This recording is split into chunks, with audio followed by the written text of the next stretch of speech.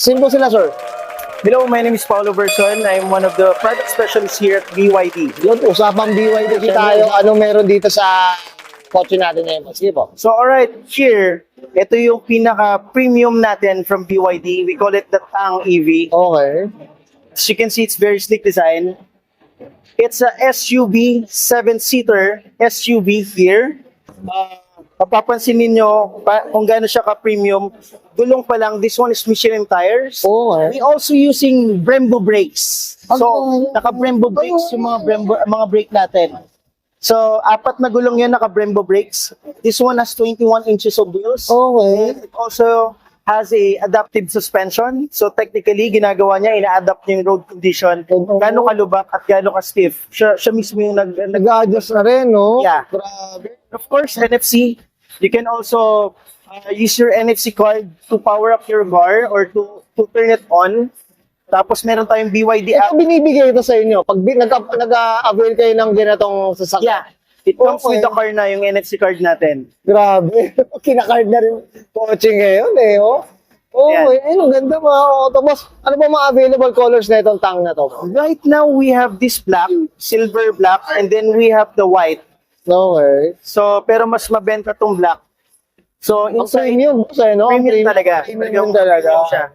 Ayan. Ano? Grabe mga The interior naman, we use Napa leather for our leather. So technically, this one is a genuine leather. Meron din siyang heads-up display. So kung sisilipin mo mamaya, yung cluster unit mo, pag sinilip mo dyan, nagre-reflect yun sa salamin. So yung speed mo, tsaka yung mga locations, nagre-reflect yun dyan sa mismong salamin. Doon ka natitingin, Yes, boss, doon ka ano? natitingin, hindi na dito. Then, Okay. syempre, meron pa rin siyang rotatable screen. Of course, Okay. yan yung isang sa mga signature ni BYD. Ayan.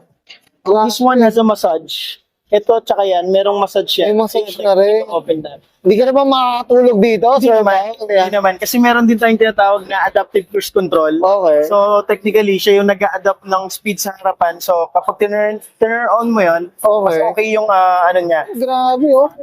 At ang lamig ng aircon, no? Make sure. Grabe. Tsaka hindi mo alam na umaandar pala. Yes. So, meron ding leg rest yan. Grabe, oh. Yan, So, material naman, from this glass, Okay. we are using acoustic glass na tinatawag. So, technically, kapag acoustic glass siya, soundproof tayo sa loob. Oh, Kahit ang ingay sa labas, konti lang marinig ko sa loob. oh, Hindi yun, ko wala. gandaan dun. Yeah, eh, yeah, no? yeah. Parang ang dating soundproof siya, eh, no? Yes, yes. Ganun ang dati. Yan, eh. Ayan. Saka yan, ito yung Okay. gitna natin, of course. Yan, dito naman, there's another pocket here. Para din dito, para mas premium, mayroong mga card. Ano dito, another pocket for cards or anything na pwede lagyan. Yan, ganda ng combination ng kulay ng leather, boss mo. Tapos voice command din siya. You can open the sunroof or the sunshade by voice command. Merong camera to sa loob. Okay. So para ma-view mo yung nandito sa loob. Since ginagamit nila, mamaya natin. Yan, pwede mo na ma-open yan by voice Ano command. mga to? Tsaka yung full talagang no? Buong sili, bubong mo na, oh. Grabe talaga. Okay. So dito sa likod naman, Sir Pao, ano meron dito, boss? Ito. Itong rear natin, tailgate natin, pwede mo rin siyang i-open using the kick. Pero kailangan yung susi nasa akin. Nasa iyo. Yeah, pero pwede siya sa feature na yon. Okay. So talagang parang ayaw ng ayaw ka ng pahirapan, no? Yes, Talaga. ganun, sipa-sipa ka lang. Siba-siba ka na lang. So, of course, this one, kapag finold mo to, you can have more space. Siyempre, ayan. So, maluwag naman space na when you fold the... Ano? Yung maganda rin talaga. Premium na premium talaga. Okay, boss, okay na tayo dito sa interior. Of course, syempre yung exterior. Usapang engine tayo. Alright, check natin. So, tara.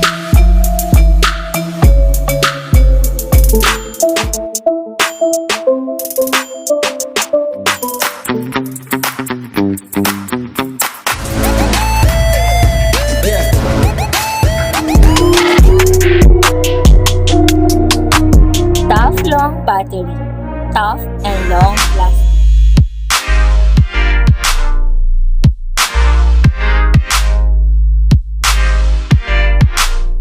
Okay, Sir Pao, usapang engine bay na tayo. Ano meron dito, boss? Sige po. Alright, so this one is our the engine bay na tinatawag sa typical na sasakyan. Of course, we have here the powertrain pa rin. This one is a four-wheel drive. Technically, mas malakas yung power, mas malakas yung torque power niya at yung horsepower niya. This one can go around roughly nasa 500 horsepower with 600, well, going to 700 Newton meter of torque na siya. So, ganun siya ka-powerful. It's an all-wheel drive. Ito rin ang may pinakamalaking battery sa lahat. This one has 108 kilowatts of battery. So, katulad ng sabi ko kanina sa B2L, mas may enjoy mo yung vehicle to load na mas mahaba. Oo, So, grabe. four-wheel drive siya. Ito lang siya. Super simple, four-wheel drive. Grabe. Boss, ito, regarding sa mga oras na ilang pa, gaano ba katagal na full charge kung ginatong sasakyan? Siyempre, the larger the battery, mas longer yung charging niya. That's why we have a DC charging across the Philippines. So, para doon ka mag-charge na mas mabilis. Kapag sa 7 kilowatts na free charging natin nakasama, ay roughly to nasa mga more than 12 hours of course dahil mas malaki nga ang battery system niya. But sabi ko nga, ang logic kasi ng full electric hindi ka naman laging zero na uuwi. Normally may matitira. Meron talaga, na may yeah. matitira So, talaga. Siyempre, the larger the battery needs, the lesser the time to charge it. Oo, yun. So, ganun siya. So, yun lang yung logic. Okay, boss, ito, syempre, di natin maiwasan, bumaba ka dito sa Pilipinas, boss. Ano ba, paano ba natin okay ba yung BYD, boss, sa ganito? Oh yeah, well, makes sense. Walang engine, meaning walang papasukan ng tubig. But of course, we have a global standard when it comes to sa baha. Of course, we also have to follow yung mga global standard natin. Oo, no? Kailangan pa rin natin sundin yung half of tire. Oo nga, no? Wading depth. So kahit mataas yung wading depth niya, I wouldn't risk it anymore. But as you can see here, mali nakalagay yun na naka-IP67. Lahat po ng parts na nandito ay naka-IP67 siya na protection. Meaning, meron tayong mga water protection dito. So syempre, na-anticipate na yan ng mga full EV companies natin or ni BYD. So that's why they're very prepared. Oo Syempre, nga, no? hindi natin nire-recommend na isulong pa rin siya sa bahay. We have Baka to at least standard- kahit pa paano, pwedeng Yeah. lumaban, boss, no? Yes. Yung mga auto. Boss, syempre, Sir Pao, regarding presyo tayo, anong estimate price na itong tank natin, boss? Sige po. Alright, so this one is 3.3 million pesos. But when you reserve here sa MIAS or Manila International Show, meron tayong 200,000 discount for this one. Uy, grabe, no? Punta na kayo dito sa Mias, mga kato. Boss, syempre, I'm sure you're very busy, Sir Pao.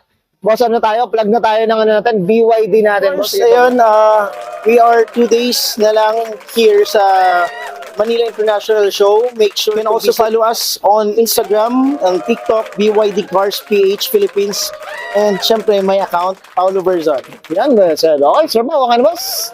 Okay, sige, sabahin nga, Sir Paulo Verzon, product specialist. Of course, usapang BYD tayo, mga kato, and this is Auto Culture.